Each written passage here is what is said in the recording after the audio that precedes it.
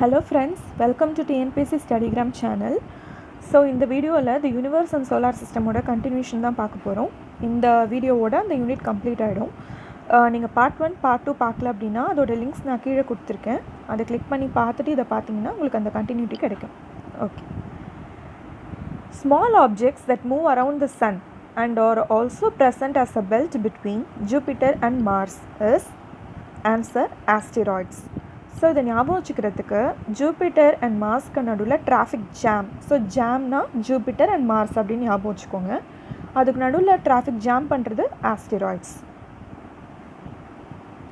What are the other names of asteroids? ஆஸ்டிராய்ட்ஸோட size வந்து பிளானட்ஸோட சைஸை விட கொஞ்சம் லெஸராக இருக்கிறதுனால அதை பிளானட்ஸுன்ற கேட்டகரியில் குரூப் பண்ணாமல் அதை செப்ரேட்டாக மைனர் பிளானட்ஸ் அப்படின்னு சொல்கிறாங்க. So planetoids are minor planets, இதுதான் ஆஸ்டிராய்ட்ஸோட other names. Next one, celestial object made up of a head and a tail is called as, எல்லாருக்கும் தெரிஞ்சது தான் comet. Next one, what are the constituents of head and tail in a comet?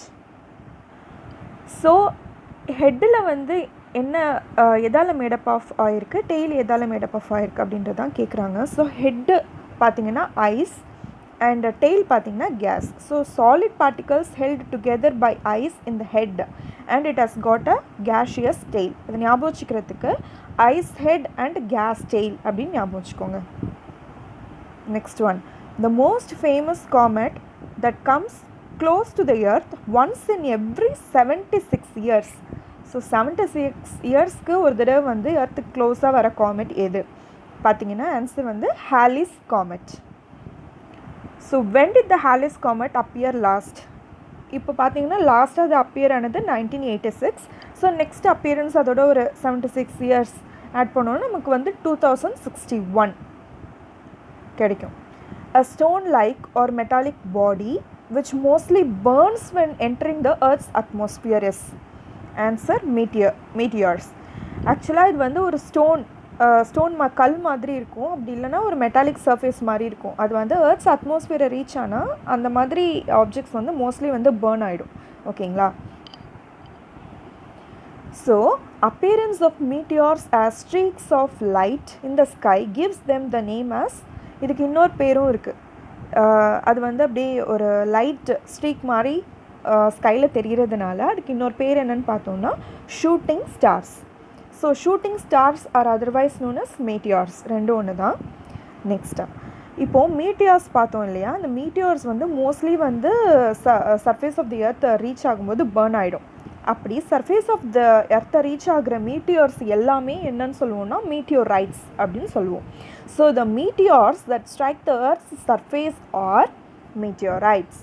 So strike right அப்படி ஞாபகம் வச்சுக்கோங்க. மீட்டியோர் ரைட்டுக்கும் மீட்டியாருக்கும் இருக்க டிஃப்ரென்சியேஷன் அதுதான். Next one, shape of the earth is spherical. So spherical earth. Next one, what is the axis at which the earth rotates? So எந்த ஆக்சிஸில் rotate ஆகுது, அதுக்கப்புறம் அதோட இன்க்ளினேஷன், அதை பற்றி தான் இது ஃபாலோயிங்கில் பார்ப்போம். ஸோ ஆக்சிஸ்னால் என்னென்னா an imaginary line running from north to south pole passing through the earth's center. So the எர்த்தோட சென்டரில் பாஸ் ஆகிற ஒரு இமேஜினரி லைனாக கன்சிடர் பண்ணிக்கிறோம். அது அந்த ஆக்சிஸில் தான் அது வந்து ரொட்டேட் ஆகுது அப்படின்னு சொல்கிறோம். Next one, what is the vertical inclination angle of the earth's axis? It is also very important. எந்த ஆக்சிஸில் அது வந்து வெர்டிக்கலாக டில்ட் ஆகிருக்கு அப்படின்னு பார்த்தோன்னா 23.5 degree.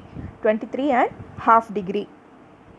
Next one, what is the inclination of the axis with respect to the earth's orbital plane? So எர்த்தோட orbital plane இருக்கும் இல்லையா, அது ரொட்டேட் ஆகிட்டு வரும்ல அந்த ஆர்பிட்டல், அந்த ஆர்பிட்டல் பிளெயினோட அது எந்த அளவுக்கு இன்க்ளைன் ஆகிருக்கு அப்படின்னு பார்த்தோன்னா 66.5 டிகிரி.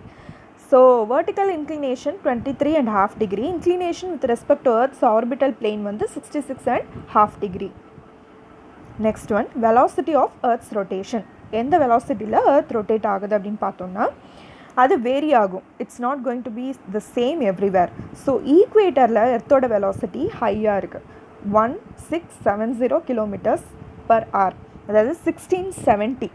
ஓகேவா? அதுக்கு மேலே போக போக நார்த் அண்ட் சவுத் லேட்டிடியூட்ஸ் அப்படின்னு பார்த்தோம்னா ஆல்மோஸ்ட் ஈக்குவேட்டரில் இருக்கிற வெலாசிட்டியை விட ஹாஃபாக டிக்ரீஸ் ஆகுது, 845 km/h. போல்ஸில் வந்து வெலாசிட்டி 0. ஸோ இதுதான் வந்து velocity of earth's rotation at various places. ஈக்வேட்டரில் 1670, நார்த் அண்ட் சவுத் லாட்டிடியூட்ஸில் 845 km/h. போல்ஸில் பார்த்தீங்கன்னா வெலாசிட்டி கிடையாது. Next, the spinning movement of earth on its axis is rotation. அதாவது தன்னைத்தானே வந்து ரொட்டேட் சுற்றுறது தான் ரொட்டேஷன்னு சொல்லுவோம். வேறு ஏதாவது ஒரு ஆப்ஜெக்டை வந்து சுற்றி வர்றது வந்து ரெவல்யூஷன் அப்படின்னு சொல்லுவோம். So time taken by earth to complete one rotation, அதான் வந்து நம்ம 24 hours சொல்கிறோம். பட் ஆக்சுவலாக என்ன சொல்கிறாங்கன்னா 23 hours 56 minutes 4.09 seconds. Next one, direction of Earth's rotation is anti-clockwise, west to east. நம்ம பார்த்தோம் எல்லா பிளானட்ஸுமே வந்து ஆன்டி-கிளாக்வைஸில் தான் ரொட்டேட் ஆகும் except UV, Uranus and Venus. Next, day and night is caused by answer rotation of the earth. எர்த்தோட rotation தான் வந்து டே and night cost பண்ணும். எர்த்தோட ரெவல்யூஷன் தான் நமக்கு வந்து சீசன்ஸாக மாறும். Next, the line which divides earth into lighted half and dark half அப்படின்னு பார்த்தோன்னா it's nothing but terminator line. அதாவது சன்லைட் படுற ரீஜியன் அண்ட் நம்ம எர்த் வந்து ஸ்பியர்ன்றதுனால only half of it will receive the sunlight. So எந்த லைன் வந்து அதை டிவைட் பண்ணி காமிக்குது, சன்லைட் படுற இடம் படாத இடம் எர்த்தில் எது அப்படின்னு பார்த்தோன்னா அது டெர்மினேட்டர் லைன் தான். ஓகேங்களா? So the line which divides earth into lighted half and dark half is terminator line. Next one, the natural phenomenon of the sun remaining overhead 24 hours a day is the midnight sun. So the midnight sun அப்படின்னு எதை சொல்லுவோம்னா Sun வந்து ஓவர்ஹெட்டாகவே ஒரு நாள் ஃபுல்லாக இருக்கிறது பேர் தான் midnight sun. ஸோ அது எப்போ அக்கர் ஆகும், எந்தெந்த இடத்துல அக்கர் ஆகுன்றது பார்ப்போம். When and where does the midnight sun occur? In the summer months in the places of north of the Arctic Circle or south of the Antarctic Circle. So இந்த ரெண்டு ரீஜன்ஸில் தான் வந்து சம்மர் மந்த்ஸில் அது மிட்நைட் சன்ன்றது occur ஆகும். Next one, the movement of earth around the sun in elliptical path is revolution. So இப்போ வந்து எர்த் வந்து சன்னை வந்து சுற்றி வர்றது தான் நம்ம வந்து ரெவல்யூஷன். அதாவது ஒரு ஆப்ஜெக்ட் இன்னொரு ஆப்ஜெக்டை சுற்றி வர்றது வந்து ரெவல்யூஷன், தன்னை சுற்றிக்கிறது வந்து rotation. Next, time taken by Earth to complete one revolution is 365 and quarter days. 365 1/4 days. இதை பேஸ் பண்ணி தான் லீப் இயர்ன்ற கான்செப்ட் வரும், அதையும் பார்ப்போம். Next, speed of the earth's revolution around the sun is 30 kilometers per second. What is leap year? The year with 366 days. ஜென்ரலாக பார்த்தோன்னா அப்போது பிப்ரவரியில் ஒரு டே எக்ஸ்ட்ராவாக ஆட் ஆகும். So 29 days. அது என்ன அப்படின்னா 365 அண்ட் குவார்ட்டர் டேஸ் தான் பார்த்தோம். அதில் வந்து குவார்ட்டர் டேஸை வந்து விட்டுட்டு கன்வீனியன்ஸ்க்காக 365 days per yearனு கவுண்ட் எடுத்துக்கிட்டு அந்த 4 yearsக்கும் சேர்த்து ஃபைனலாக 4th yearல ஒரு டே எக்ஸ்ட்ராவாக ஆட் பண்ணி லீப் இயர் அப்படின்னு சொல்லுவோம். So the 365 and quarter days is considered as 365 days for a year for convenience, and hence the remaining 1/4 days for the 4 years are added together to form a leap year. Next, seasons are caused by the Earth's inclination on its axis and Earth's revolution. So rotation causes day and night and revolution causes the seasons. Next, the period during which the northern hemisphere is tilted towards the sun and southern hemisphere is tilted away from the sun. So இந்த period வந்து ஒரு 6 monthsக்கு இருக்கும். அது வந்து 21st March to 23rd September.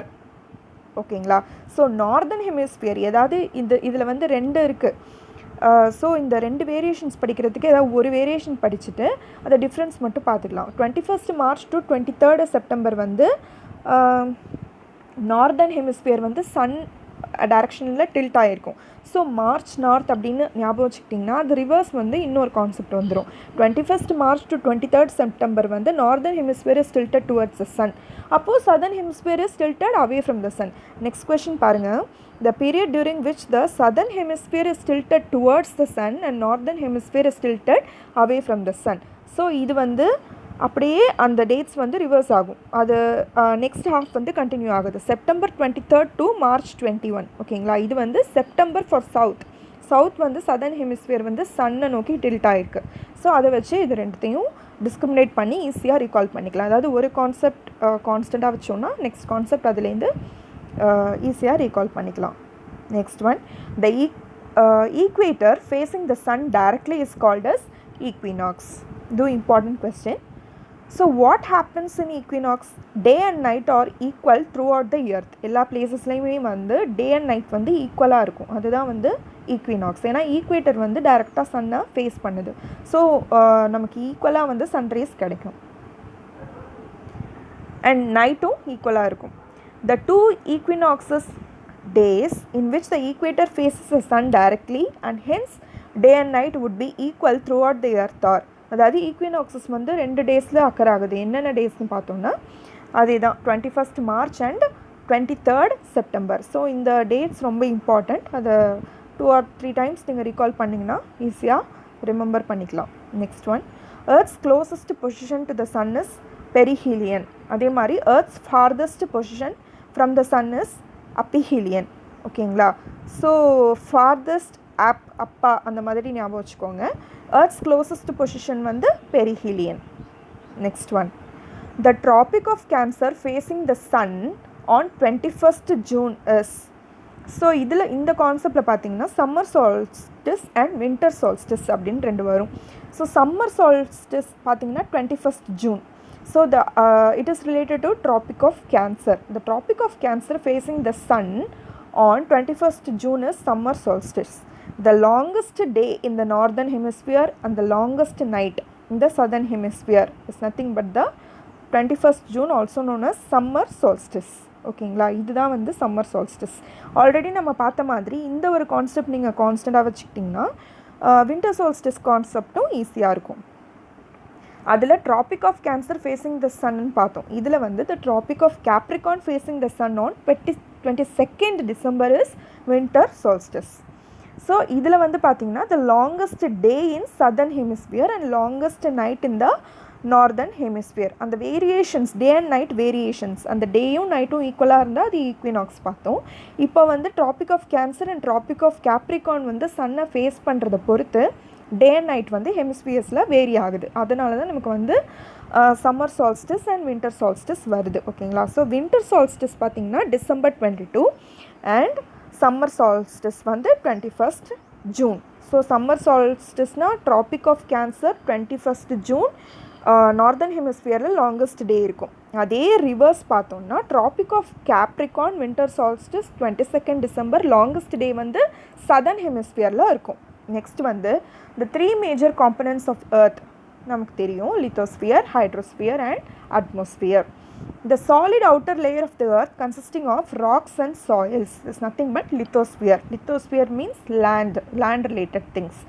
So again lithosphere has its origin from in the language and அதோட meaning என்னன்னு பார்த்தோம்னா Greek word lithos meaning rocky.